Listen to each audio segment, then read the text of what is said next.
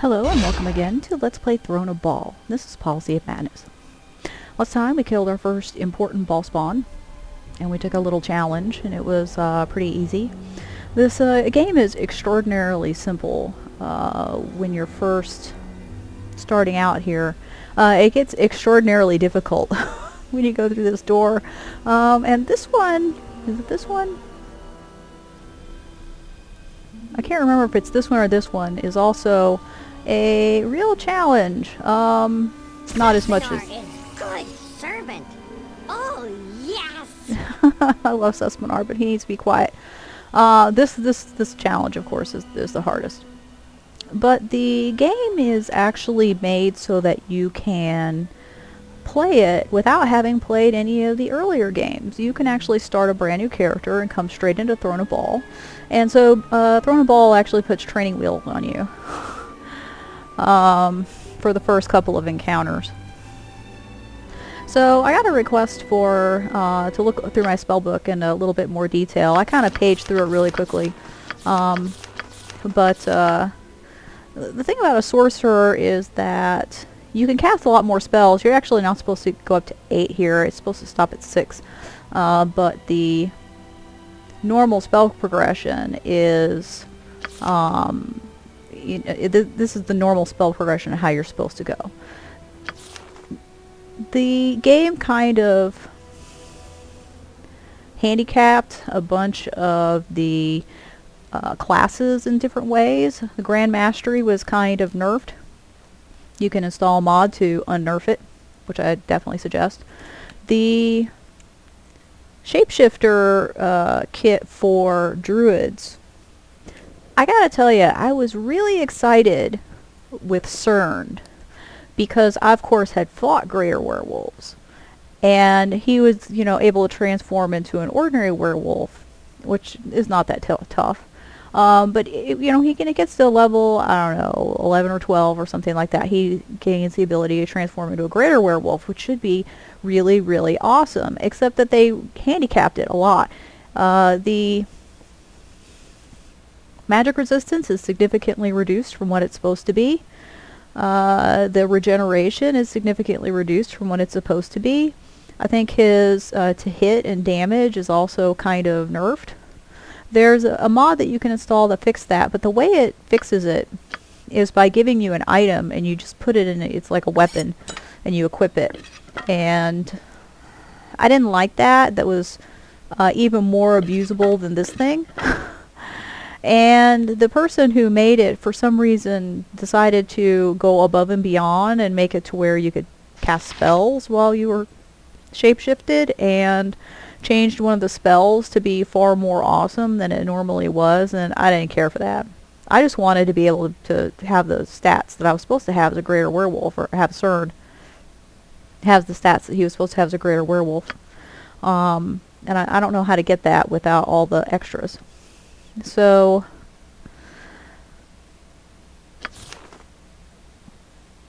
this is a mod that restores the normal spell progression. But you can cast you're supposed to be able to cast 8, but in this game you're only supposed to cast 6 spells per day in each spell level. That's still a shit ton of spells. It's not as many as a straight up mage, but you don't have to essentially over prepare.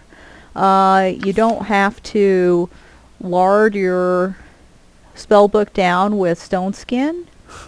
You can actually have all these other spells and use them regularly, because if your stone skin goes down, you can just cast it again, but if it never does, then you have those spell castings to, spend on other things. But of course, the shortcoming of a spellcaster is that you only get 5 spells altogether in each spell level. So these are the spells that I picked. This is armor. Armor is really useless in this game. It was obsolete in the first game as soon as I got the Archmage robe from Valantyr. And it was obsolete in Shadows of Amn. Whoops. After I got the robe of Vecna. Because it brings your AC down to 6, and your base AC down to 6. And this robe and the other robe in the first game sets your AC to 5. However, it took me a long time to get there, and this is a no reload game. There are other armor spells that give you even better AC, but this one is level 1 and it lasts for 9 hours. And that meant that I could cast it, go to sleep, wake up, and still have an hour of casting time left on it. That was pretty useful.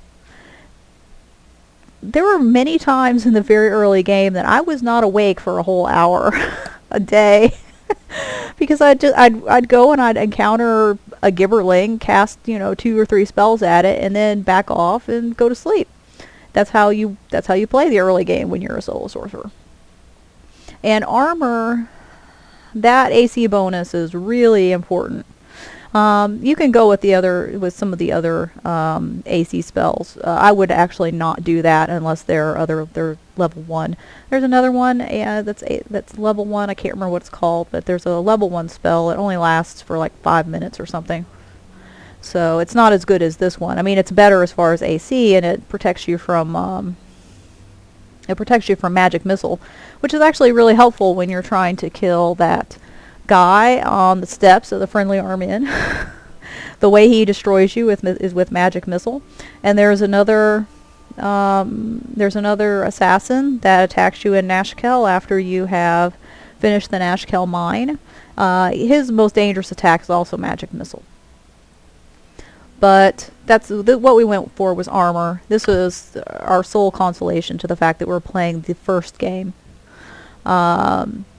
This is Chromatic Orb is kind of I almost never use it. I did use it a couple of times in the first game because it does have an instant kill if they fail to save.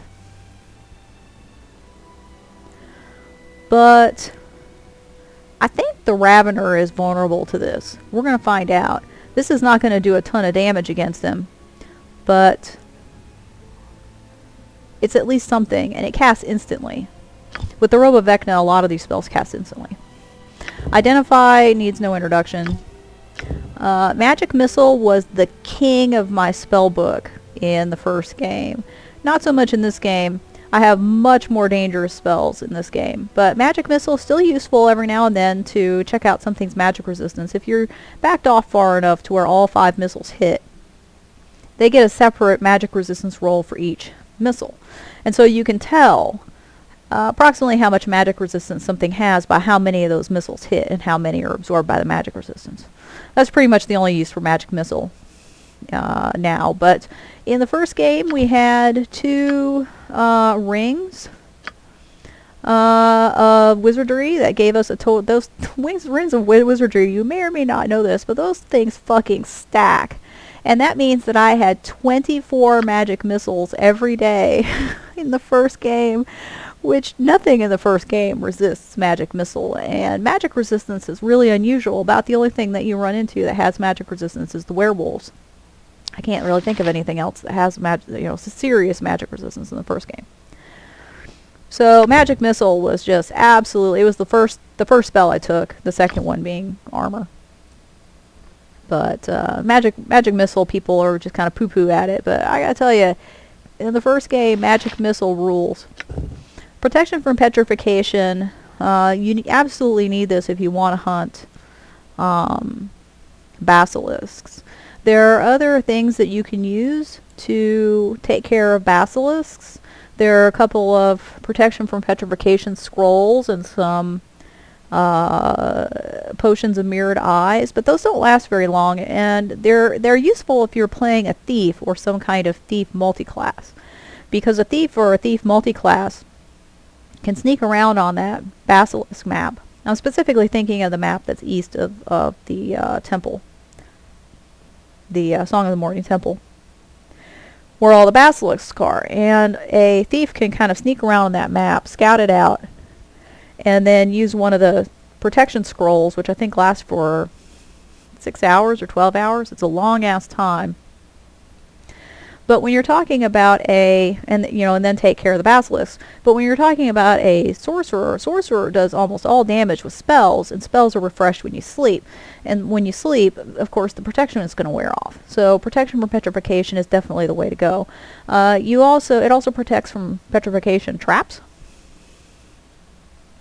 We don't run into Medusa here. And we don't read Curse Pearls of Petrification, but there are some petrification traps, and there are a non-zero number of dangerous opponents that will cast Flesh to Stone, and this protects from them also. Very helpful. Level 1 spell. Blur, the main use of Blur is actually the saving throw bonus. The AC bonus of 3 is good. I mean, that's good. That's nothing to sniff at. But the saving throw bonus, in my opinion, is actually the most useful part of it. The AC bonus is mostly useful in the first game. The saving throw bonus is useful forever. Knock is absolutely required for a non-thief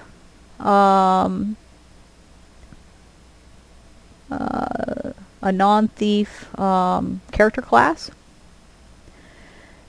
If you are playing something that can use the Chrome Fair, not sure how you say that, Chrome Fair, that's how I'm pronouncing it. That'll give you a 25 strength. And then all of the absolutely game vital chests and doors and so forth can then be bashed open. But that doesn't help you in the first game.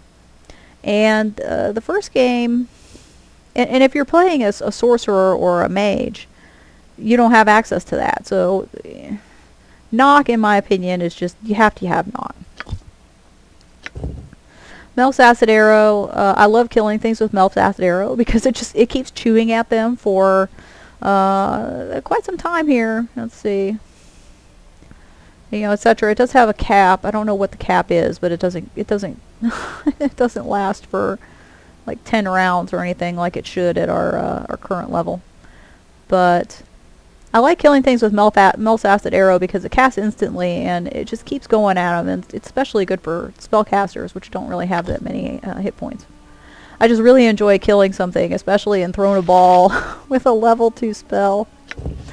Mirror Image is one of the vital melee protection spells. It's not as good as it was in the first game, before the vanilla Baldur's Gate, not the one that I did where you're playing it in the 2.2 engine. But the vanilla Baldur's Gate, this is almost stone skin. It's basically impossible for anything to hit you until it completely removes all of your mirror images. And that's pretty damn good. It's still good in this game. Things can sometimes hit you though. But still, you want to have it up whenever you're facing anything that might be able to touch you in melee. If something fears me, I'm dead. So resist fear. No brainer.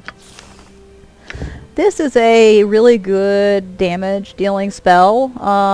The first time you get it, when you pick up your first level 3 spells, it's not that great. It does 1d6 piercing, 4d6 fire. 4d6 fire is not as much as it sounds like, because it actually rolls 2d6 and then it checks the save and then rolls another 2d6 if they fail the save. So it doesn't really work quite the way it suggests here. But once you get up to like level 20, it's doing pretty good damage. Skull Trap, fantastic. I love Skull Trap. The damage cap is 15, which is better than Fireball, which is on the same level. It does pure magic damage. The only thing that protects from pure magic damage is protection from magical energy and straight up magic resistance. Whereas damage reduction from fire is really common. So it's like exactly like Fireball, except much better. Haste, don't use it as much as probably I should. I keep forgetting that I have it. I use it a lot more in the first game. It's really useful for hasting, speeding up those skeleton warriors, because they move kind of slowly. It's not bad. I still use it sometimes, but it's more useful in the first game, in my opinion. Melts minute meteors, you can go without this if you want to. It's not necessary. It's completely optional. I do like it because it's a good way to kill trolls, which is one spell. They also hit as +5 weapons. So if you're in the game before, especially before you have energy blades, and you really need to be able to hit something, and that something requires a very high magic enchantment to hit, this will do it. They are kind of heavy, these things, so you got to have pretty good strength or you'll be nailed to the spot. And I don't actually know if they ever expire. I've never let them expire. They'll last a long ass time, but really they're useful for me to kill trolls, because otherwise you got to spend a shit ton of spells. You know, you got to spend a flame arrow or a acid arrow. You know, one for each troll. This gives you a whole handful of meteors, and you could just fling one at a troll, and you can kill an entire map of trolls with just one spell. Also, this is pretty good. Slow was the last one I took. You could do without it if you wanted to. These are pretty good penalties. But I often forget that I have it. Frail Shield Red is also another optional spell. You don't really have to take it. It's not a requirement. I like it because it gives you 50% damage to 50% resistance to fire. That's pretty good. Fire is really common, so resistance from fire is really helpful. The fact that something that hits you gets a fire damage hit is actually kind of good if something is in melee range, to tell when they've actually hit you, so that you can keep track of how many stone skins you still have going. I almost never use it that way, but I have used it that way in the past, and it's kind of helpful.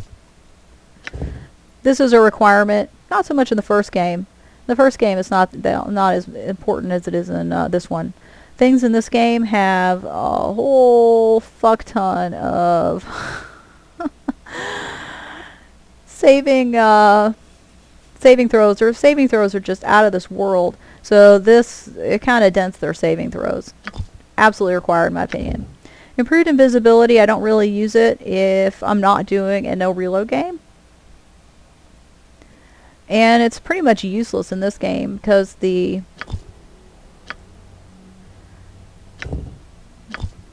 my spells are running out. Didn't know that would happen. Okay, anyway, the Staff of the Magi has an invisibility effect on it, so the improved invisibility is not as useful in this game, but it still is useful, and I still sometimes use it. Particularly because of this. It gives you a bonus of 4 to your AC, effectively, and +4 to your saving throws. That's fantastic. Stone Skin, of course you have to have Stone Skin. If you're playing a straight mage and you actually have to memorize spells, you're going to agonize over how many Stone Skins to memorize. Wizard Eye I really enjoy, especially in the first game, because you can use it to scout out the area, and it's invisible and it's hasted, so it moves really quick.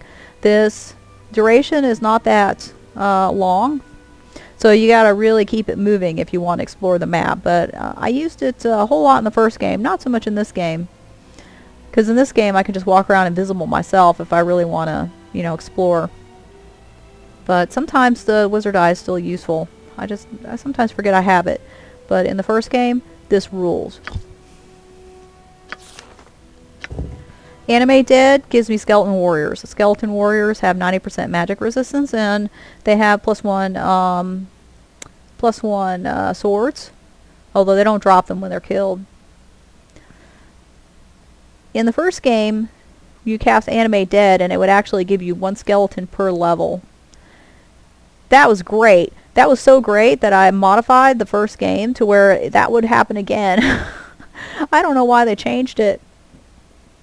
Because when you get to this game, the regular skeletons are just, I mean, even at the end of the first game, when you're fighting Sarevok just crushes those skeletons. Like once every hit, he just goes for a skeleton, and so you have to have 10 bazillion skeletons so that you're able to, kill him before he goes through all your skeletons. In this game, that's completely, why did they do this? Why did they change it to just 1 or 2 skeletons? I don't understand. Skeleton Warriors, though, at level 15, that's what you're looking for. Breach I almost never use. Breach is absolutely required if you're playing with a party, and your party has melee people, as most parties do, because they're going to need physical access to spellcasters, and Breach gives them that. It removes protection from weapons, protection from normal weapons, it removes protection from magical weapons, protection from missiles, all those other things. All those things that keep your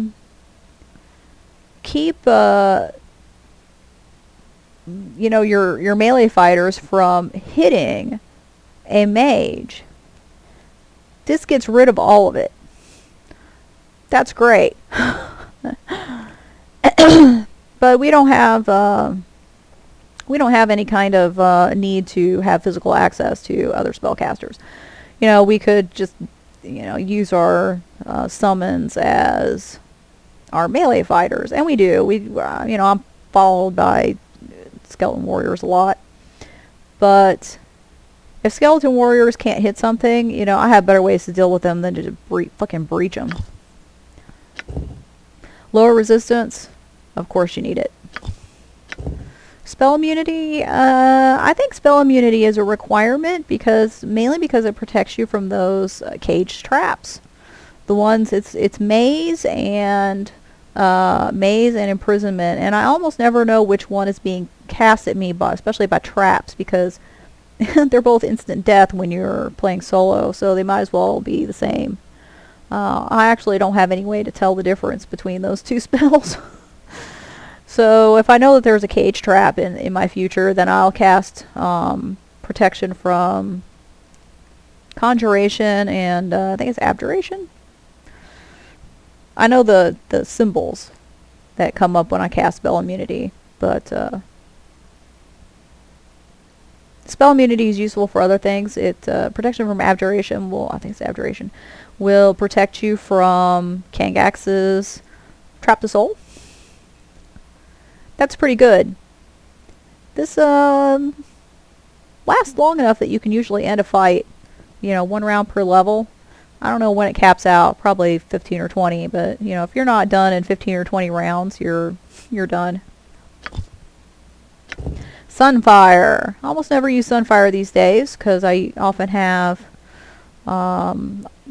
summons with me. In the first game, I didn't really have that many good summons, so Sunfire was really helpful. You can walk right in the middle of a group of things and just Sunfire and just destroy them. That's especially great if you have a pile of gibberlings or goblins or just anything that's weak. And you're like, how in the fuck? You're going to make me, or kobolds, you're going to make me use a spell, like, for each of these? No. You use one spell and you kill them all by getting them to surround you. The big benefit to Sunfire, however, is that it ignores magic resistance. It doesn't say that anywhere on here, but it ignores magic resistance.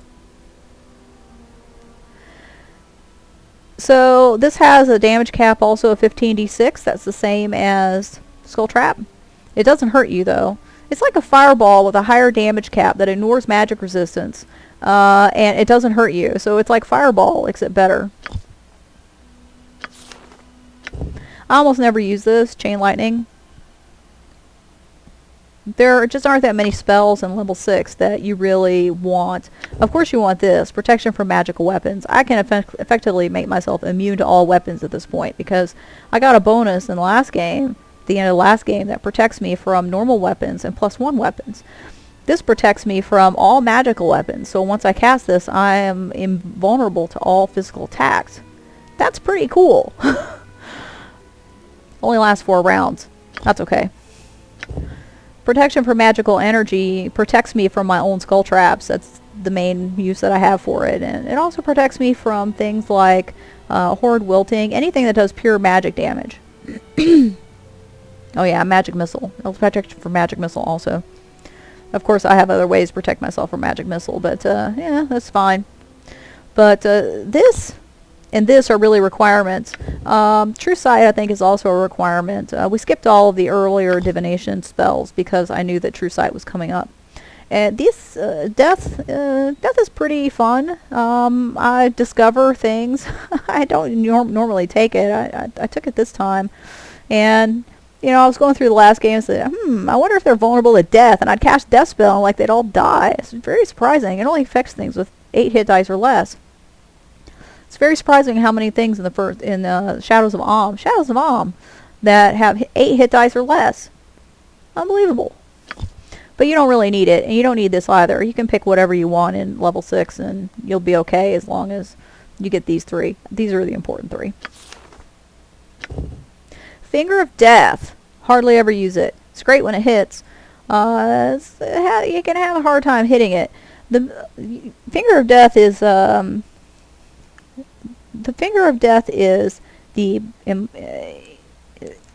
probably the best and easiest way to kill Greater Wolf Wares.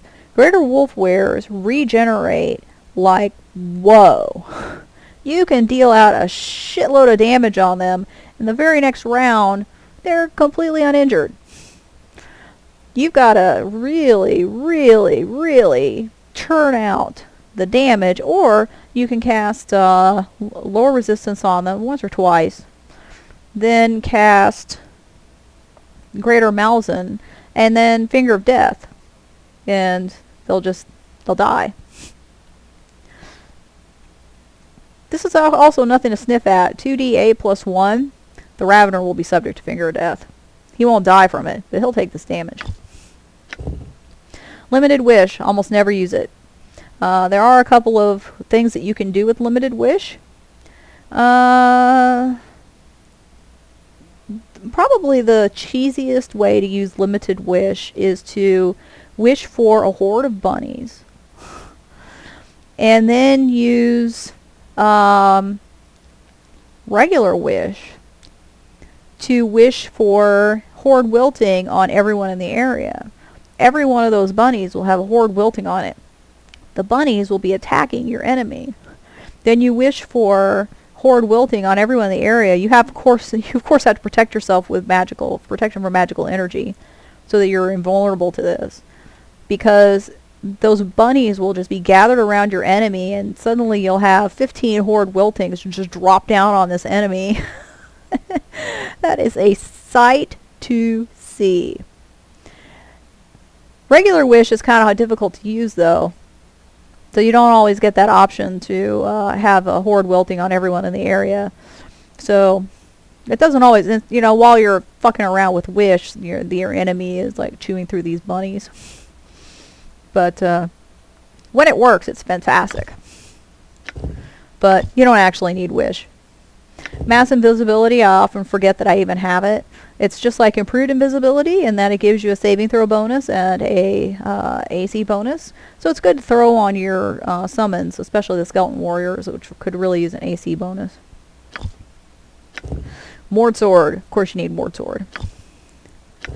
Project Image is one of the major cheese spells, because Project Image can go through your entire spellbook and your spellbook is not touched.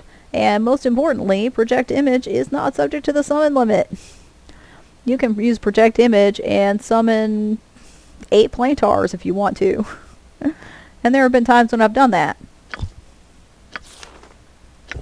Horde wilting. Of course you need that. Pierce shield has 1 use and 1 use only. That use, whoops, is right here. You have to have pierce shield, even though you'll almost never use it. Power word blind is surprisingly powerful. It affects almost everything. And a blinded spellcaster is basically helpless. Blinded dragons will often just stand there. I figured out, incidentally, how I fucked up Firecrag. Firecrag, if you recall, I blinded him, and he kept breaking out of my blind, and I couldn't figure out what happened. It was because he was casting heal on himself. Whenever he got, what I needed to do was cast improved alacrity and just churn out the damage so that his heal spell would be interrupted, but his heal spell was clearing the blind out. I wasn't thinking properly when there was a lot about that fight that was kind of fucked up. But Power Word Blind is it's just insanely powerful. It is a level 8 spell, so it probably should be pretty powerful, but it doesn't last forever. The level 1 spell Blind, which never lands, actually lasts forever and has no duration. But this does have a duration and will eventually wear off. That's the only downside to it. Simulacrum. Simulacrum is just like Project Image, except better. The downside to Simulacrum is that it doesn't have your complete spellbook. Project Image has the same level. The caster created by Project Image has the same level that my character has, and has access to the entire spellbook that my character has. But the Simulacrum is generated at 60% level. So a lot of the higher level spells, the number of castings are reduced. They can still access level 9 spells, but it won't be able to cast, 8 level 9 spells. But that's okay, because Simulacrum is pretty fucking powerful. Spell Trigger. Almost never use it. You could actually go without it. I think I used it once. I used it in Watcher's Keep. It really saved my ass in Watcher's Keep. Because when you're going through Watcher's Keep, you encounter 2 groups of demons. If you go the way that's in the little cheat sheet that the game gives you, in the form of Yakman's journal. If you go that direction, you're going to encounter 2 groups of demons. If you are evil or neutral, you can deal with one of the sets of demons. I think if you're true neutral or neutral evil, you can choose. If you're lawful, then you're naturally aligned with the Beatazu. And if you are chaotic, then you're naturally aligned with the Tanari. Well, the Tanari are actually the first group that you encounter. So being lawful neutral, I don't think I've ever explained my rationale for being lawful neutral. Lawful neutral protects you from all of those aligned spells, particularly Unholy Blight. You're not affected by them. And being lawful neutral gets me a ferret for my familiar. A ferret can pick pockets, which is much more useful when you're not in a no reload game. You can pick Rybald's pocket if you're willing to quick save and quick load, often enough. It'll eventually succeed to picking Rybald's pocket. He's pretty tough, but not as tough as Aesgareth in Watcher's Keep. Aesgareth, I have never successfully picked his pocket with the ferret. It just doesn't happen. If you want the deck of many things, you have to either cheat it in for yourself or kill Aesgareth or play some other class.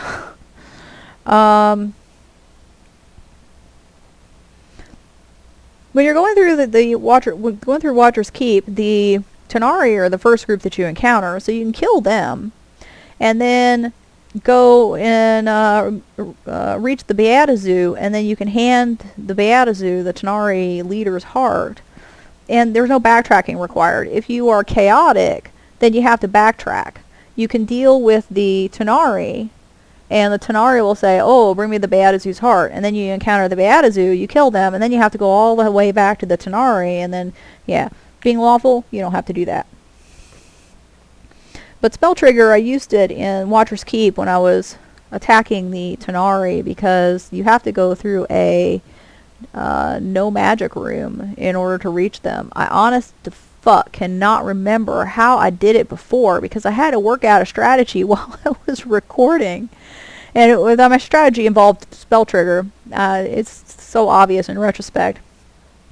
I put a Stone Skin, a Mirror Image, and a Protection from Magical Weapons into a Spell Trigger, and then I just shot it at myself, and that protected me long enough to get off a time stop.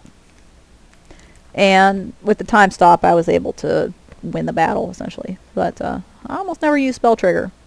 So if you were doing this, if you were playing this game by yourself, Spell Trigger is not actually required. But it did save my butt once.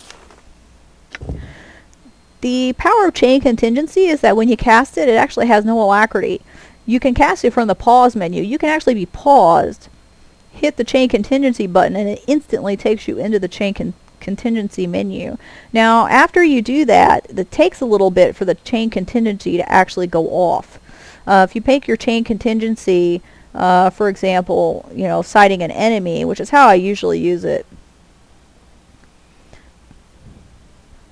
when you come out of the Chain Contingency, you can then immediately cast another spell, but the Chain Contingency will not cast instantly. It has to wait until the next round before it goes off. That's a little annoying. But Chain Contingency is pretty awesome spell. Comet came from one of our, it says it's level 10, it came from one of our epic abilities. It's effectively useless. 10d10 sounds great. I have other things to do than cast comets on people, such as this. Dragon's Breath does 20d10. 20d10. Fuck me. It also ignores magic resistance. That's fuck. Dragon's Breath. Anytime that anytime that you have a urge to use Comet, Dragon's Breath is always a better choice. Energy Blades. This is the use of Energy Blades, really. I mean, the damage is okay. It's not terrible. They will hit effectively anything. And this is pretty cool. We used Energy Blades to kill Kangax because it's really hard to kill Kangax without Energy Blades. You can use Melts Money Meteors also, but you don't get them out as quickly because Melts Minute Meteors you get 5 per round. This you get 9 per round. And you really need to overcome Kangax's regeneration by pouring on the damage, because he also has, I think, 90% damage reduction. So almost all attacks do one hit point of damage to him. Energy Blades, we almost never use them. We'll be using them in this game, though. Improved Alacrity. I use the shit out of Improved Alacrity. That needs no introduction. Shape Change. You saw me use Shape Change at the end of the last game. Shape Change is the press X to win button. You cast Time Stop and then cast Shape Change on yourself. Well, the first thing you want to do is cast Improved Alacrity. You cast that first. Then you cast Shape Change. Then when you encounter the enemy, then you cast Time Stop. And because you have Improved Alacrity up, you're able to immediately shape change. You have the shape change button actually has an alacrity on it. You're able to shape change instantly. Shape change yourself into a Mind Flayer and just attack them. Every attack hits. You drain, I think, four. I think you drain 4 intelligence per hit, and it auto hits. So you're terrible to hit in, just in general. Doesn't matter. This is just it's a very specialized spell. It doesn't work against most things. Well, I mean, it'll work against most things, but most things that are dangerous. It doesn't work against all of them. The really dangerous ones, there are two in this game that are immune to time stop. In other words, you cast time stop and time stops, but they're not stopped. I don't know how that works actually. I don't know how time stop works itself. It doesn't necessarily make sense. But there's one in Watcher's Keep. There's two in this game. The really dangerous shit. Irenicus. Irenicus just has so many protection spells up, and you can't really get them down in order to use this against him. But it's just golden against dragons. Spell Strike.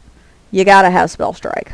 I actually often cast Spell Strike twice, because sometimes Spell Strike will be stopped by some kind of spell absorption. Like Spell Shield, I think, stops Spell Strike. So you have to cast it once, and that brings down that one protection spell, and the second Spell Strike will bring down all the rest of the spells.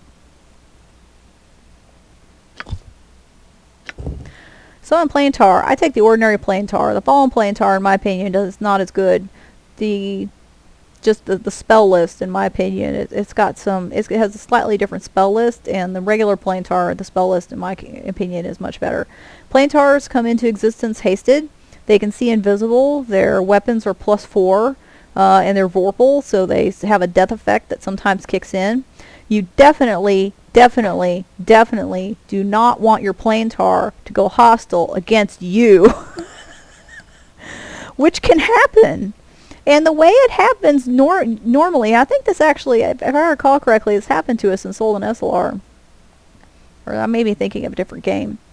But, no, maybe it wasn't this time. It often happens to me in, I can't remember. I've played this game so often, and it's all kinds of blurs together. The problem with the gate spells, you'll notice I don't have any Summon Fiend spells. Because the gate spells, the thing that comes in through them is considered to be part of your party, even though it's hostile. And it has a lot of very party unfriendly spells that it's very free to use. So even though it's gotta be a bug when something else summons a demon, and the demon uses a fireball. Then the fireball hits the Planetar. The Planetar will continue to attack that as long as it can't see you, because it is now hostile to you. And as soon as it sees you, it's going to come after you, and it's really fucking hard to get away from it. Planetars are fantastic as long as they're still on your side. Time Stop, almost never use it. People use the hell out of Time Stop, but let me tell you about Time Stop. There was one time I was trying to kill Firecrag, and I was playing with a party, so this must have been one of the first, I don't know, 2 or 3 playthroughs that I had, because I stopped playing with a party at about playthrough 5. I was trying to kill Firecrag, and I hit Time Stop, and then I just unloaded my spellbook, Time Stop and Improved Alacrity, and just unloaded my spellbook, and as soon as the Time Stop wore off, game over. And I couldn't figure out what was happening. Finally, I realized that what was happening was that Firecrag had some kind of a reflection spell up. And you couldn't see it because his footprint is so fucking wide, and the footprint of the protection spell is really small. So Firecrag himself just hid the fact, he was standing on this little glowing thing that you couldn't see because it was under his feet.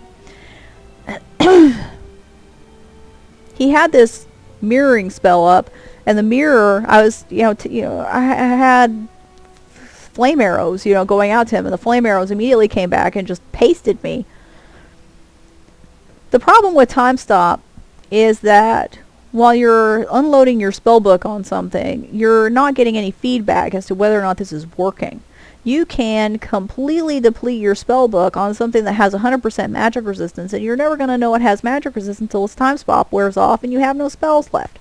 So I often, my usual tactic is to cast Improved Alacrity, and then just, start casting in real time.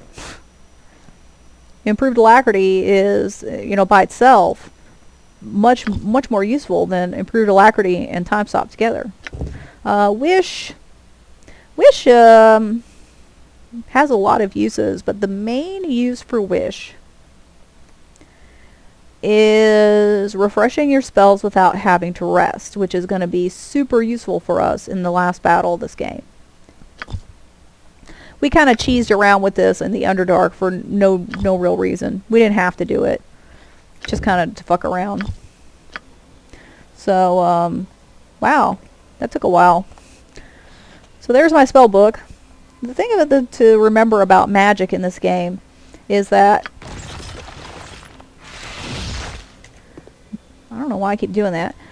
Magic, the way magic works in this game is you can have... It works differently depending on how you want it to work. My personal... I mean, there are a lot of spells. There are a lot of really good spells that I didn't take. Like Spook on level 1 is a fantastic spell, but I didn't take it because I think that all of these spells are needed. You know, but like level 6 just doesn't have that many good spells on it, and you could put pretty much anything in here. But my philosophy of magic is that it's, you know, nobody wins with a good defense. There are several really good spells, such as Protection from Energy, which is distinct from Protection from Magical Energy, in that Protection from Energy gives you, I think it's 60% or 70% magic resistance. Not magic resistance, but elemental resistance. You resist all forms of energy damage. That's pretty good. I think it's on level 7, but don't hold me to that. That's pretty fucking good, but I didn't take it. I didn't take it because I usually prefer to kill other things before they can kill me. That's what I want to do, is I want to kill you. I don't want to sit here and defend against what you're doing to me. So anyway, here we are before this very vulgar looking door. We're going to go through it, and we're going to wind up in Saradush.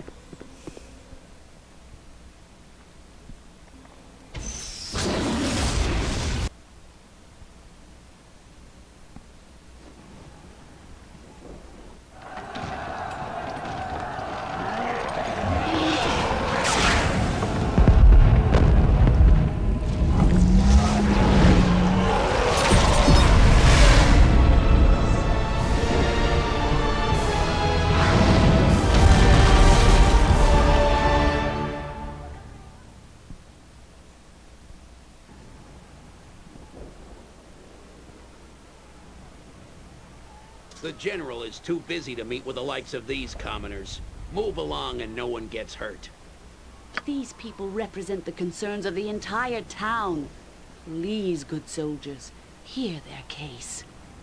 Our food is almost gone. Our children cry out in hunger. Your master must hear our pleas. The plight of peasants is not Gromnir Ilkhan's concern. Stand aside, townsfolk. If you know what's good for you, you'll all head back to your homes. The army outside the city will surely kill us all. Your master cannot just turn his back on us. Clear these gates. You won't get another warning. Threats are not the answer here. Everyone stay calm and we can work together to find a solution. Our orders are clear. Move these peasants along or we'll move them along ourselves. This is weirdly realistic. Saradush is under siege, and the siege I'm not sure is quite as realistic as this is. The siege is a weirdly active siege. This isn't so much a siege as it is an open battle. Usually a siege is an army camped outside the gates. It just prevents trade from happening. Prevents your population from going out and farming, prevents anyone else from sending you food, and depending on the geography of your town, may also prevent you from accessing clean water. So, you know, the whole purpose of a siege is to lock you up in your own gates and let you stew in your juices. This one, they're like firing shit at you. And I said in the last game that this has some of the best music. I'm not sure that this particular tune is among those. But this particular, this situation here is weirdly realistic because Gromnir took over the I don't know, administrative complex, can't remember exactly what this place is called, and isn't really interested in ruling this town and doesn't give two shits for the people who live here. That's quite realistic. I think that's, yeah, I buy that. No one do anything rash. Perhaps if we return later, when it is more convenient for Gromner Khan to see us. No, Melisande. We will not be bullied this time. We will stay right here until they take us to Gromner. We demand to see Gromner. Take us to Ilkhan. There's just no reasoning with you people. You only understand the edge of a sword. I told you to clear these gates. You brought this on yourselves. No! Put down your weapons! This is not necessary! What's this? A child of Bhaal appears from nowhere? Impossible. Unless... Intruders! Spies! The walls have been breached! Slay the invaders! Attack! No! Hold your weapons! These might be allies come to help! Don't fall for their tricks. Kill them all, and let the gods sort them out. Alright.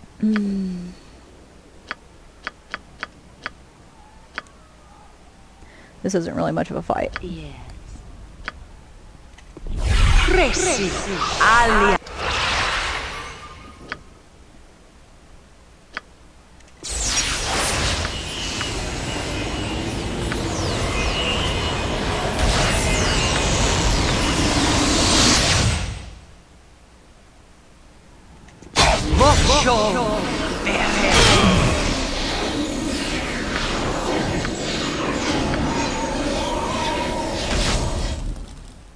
How come the rest of them haven't gone hostile?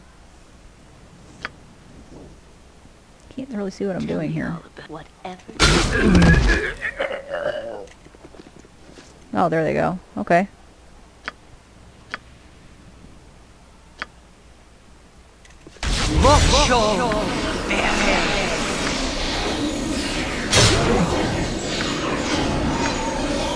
So we actually encountered some orcs.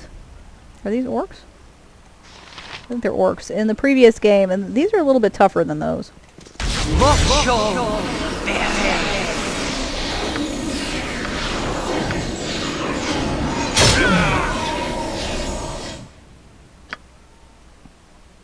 Still not super tough though.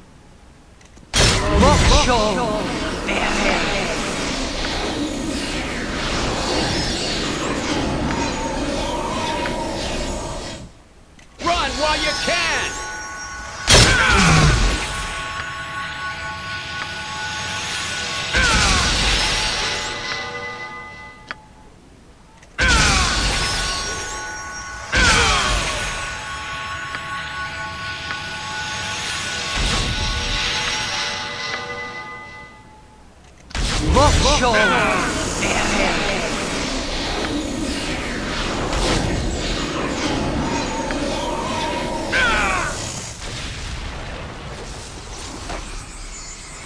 Oh, damn it.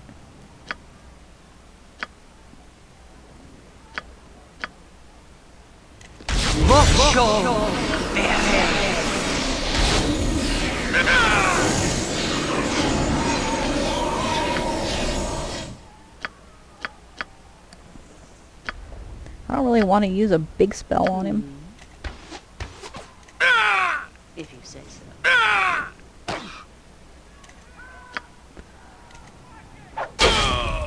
There we go. Greetings, I am Melisande, a friend. Welcome to Saradush. I regret your first encounter in this town was so bloody. This is one of the better pieces of music. It's a pity it's so quiet.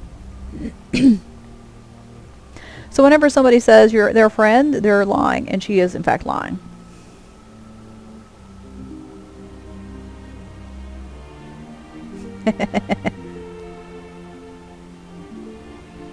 I realize your life has been one of bloodshed and betrayals.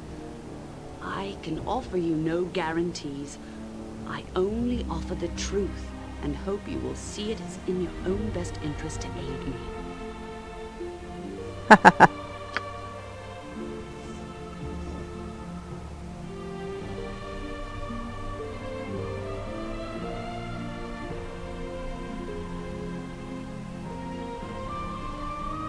How?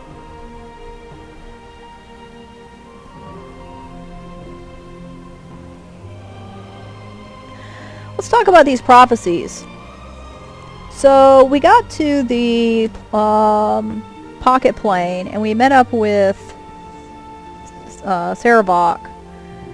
Saradush says, I've read all these prophecies and they say you need to be in Saradush. And so now we're in Saradush. You know, he says you have to be in Saradush, so you need to go to Saradush right now because the prophecy says that you are going to, you know, you need to be in Saradush. That's not a prophecy so much as just instructions. You know, somebody says you need to be in Saradush and we go there. You didn't prophecy this any more than I prophesied that I was going to be ending up at the store, you know, tomorrow because I need milk. You know, if somebody just tells you go to the store and buy some milk, they're not prophesying anything. You're just following instructions. You're not following a prophecy. And this is whole, you know, this is complete bullshit. The whole idea of calling this a prophecy.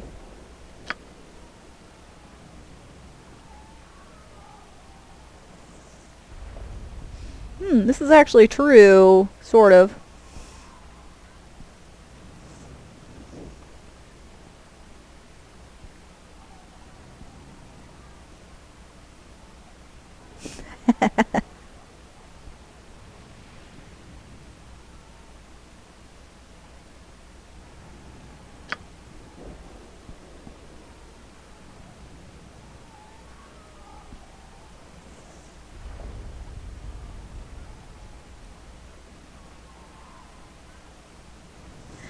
Kind of you're doing anyway.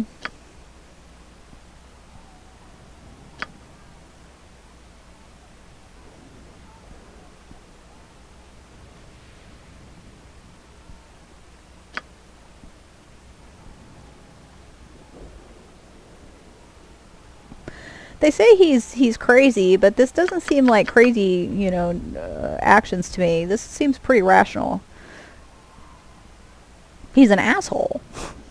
He's, you know, not operating within most systems of ethics, but he's not mad. He's acting rationally.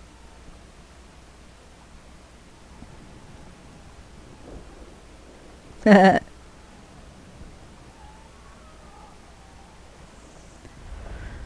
don't like how none of the options here are actually reflect the total indifference that I feel.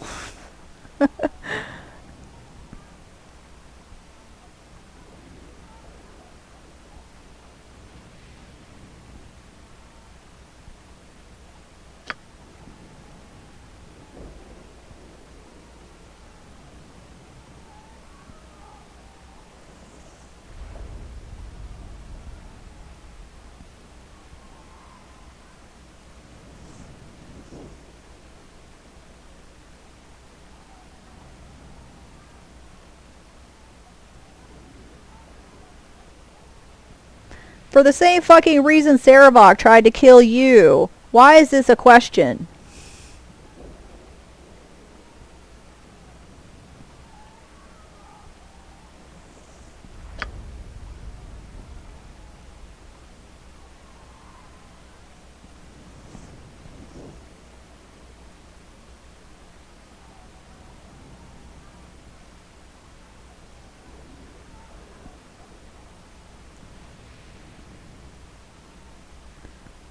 There's only 2 questions? I thought there was like a whole pile of things that you could ask her. Okay.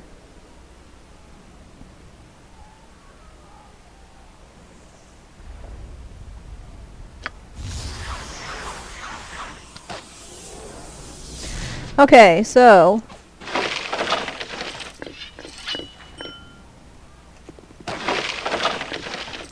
as you're walking around this town, occasionally a big ball of fire will drop down on your head. See, incoming, run for your lives.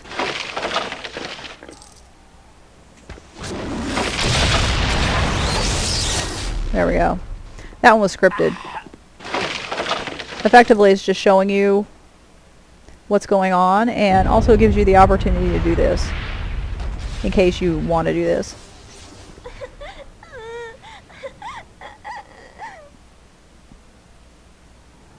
I'm sure a lot of them do.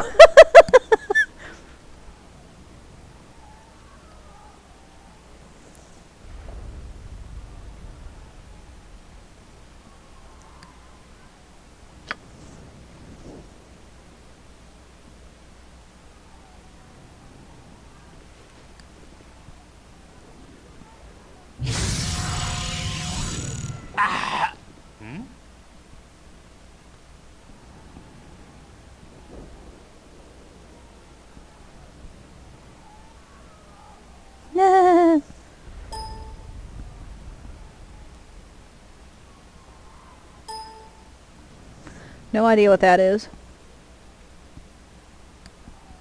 Oh, yeah, I actually do know what that is.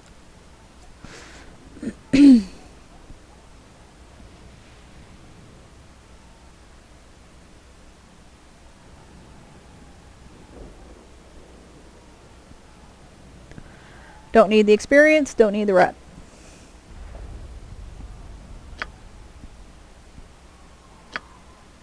No. You judge us pretty fairly. How can he say that? This entire... Okay. None of this makes sense. Okay. So, I spent so long talking about my spell book. And we actually, yeah, people just drop these incredibly powerful magic shit.